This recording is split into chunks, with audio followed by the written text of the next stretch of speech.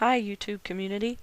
I wanted to make an update on my upside down and container garden just to let you know how things were going. I know a lot of my subscribers might not really be interested in gardening, but the way I see it, the way things are going lately, it might not be a bad idea to know how to grow your own food. So the first thing I want to show you is my cucumbers, and they just today started twining themselves around the twine that I put up for them. And I know it looks like they're pushing the twine down, but they're actually pushing it toward me, toward the camera, to push away from that black wall that's behind them and toward the sun. So that's a good thing. This is the only container garden that I've got right now, container bed, and it's made from the headboards of a set of old bunk beds that we had for our boys when they were small. And I've had it out here about 5 years for my granddaughter to play in as a sandbox, and she got tired of it and outgrew it, so I decided before I throw it away this last year I'm going to use it as a container garden, and it's worked real well. The only problem was that it had termites in it, and so what I did was I pulled the dirt away from the wood and I sprinkled boric acid against the wood, and then I pushed the dirt back up against the wood, and it rained really hard that night, and it just soaked that boric acid right into the wood or whatever. 2 days later, the termites were gone. And so that's just a little hint. Now you can get boric acid at the hardware store, at a feed and seed store, but you can also get it at a grocery store.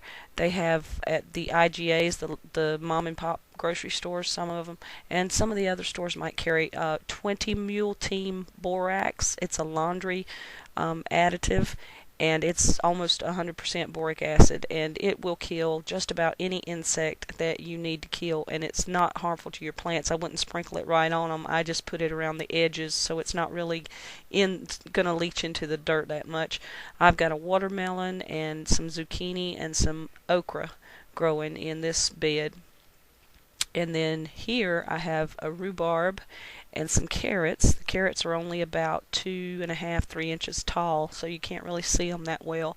But they're doing pretty good, and they're in a laundry basket lined with a trash bag with holes in it.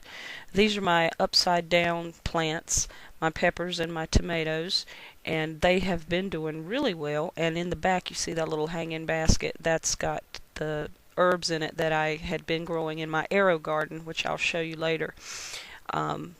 But there's only one problem that I've found with the upside down. You see how they like to turn and grow back up? Well, that's really cool, and it really looks neat, and I guess it would grow that way just fine. And there's a pepper plant doing the same thing, turning and growing up. Well, we had a really bad storm, and it broke one of my tomatoes. As you can see, I've got it tied up to the post there, and one of the branches of it has wilted. I don't know how much of it's going to live or if it's going to live. I tried to fix it. Didn't break completely. It just split down the side. So I fixed it and I'm going to try to nurse it and see if it'll grow a hump around it and keep growing, but I don't know. This is my potatoes. I've got 4 potatoes growing in here. This bucket, it's a feed bucket you can get at a hardware store, and I drilled 18 holes in the bottom of it for drainage, 4 around the middle and the rest around the outer edge. And then I put about 6 inches of dirt, and I've got cardboard around the sides to protect from the sun, because this is not a black barrel. But that any color barrel will work as long as you put cardboard in it. And this is my foxglove that I just bought today, and I haven't planted yet, but it's sitting where it's going to go.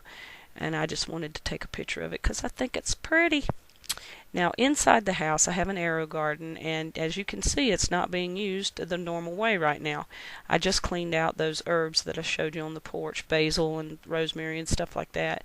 And I'm using it right now to grow some lima beans and some butter beans. I mean, they're both the same thing. Lima beans and green beans. And when those have sprouted and I'm ready to plant them, then I'm going to replant my aero-garden, I think, with spinach and lettuce and see how that does.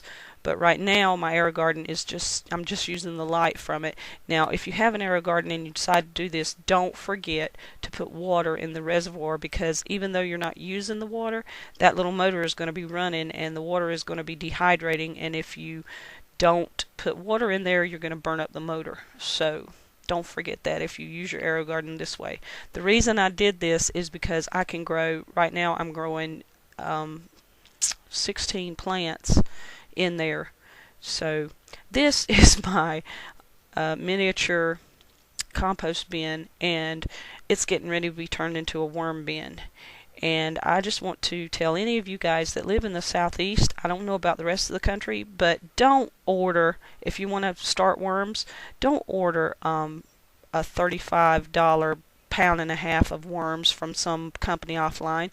Just go to your local bait shop that sells live bait and buy a pint of red wigglers for like $2. You don't have to. So I hope you enjoyed my video, and I hope that I gave you some useful information. Feel free to comment and rate and subscribe.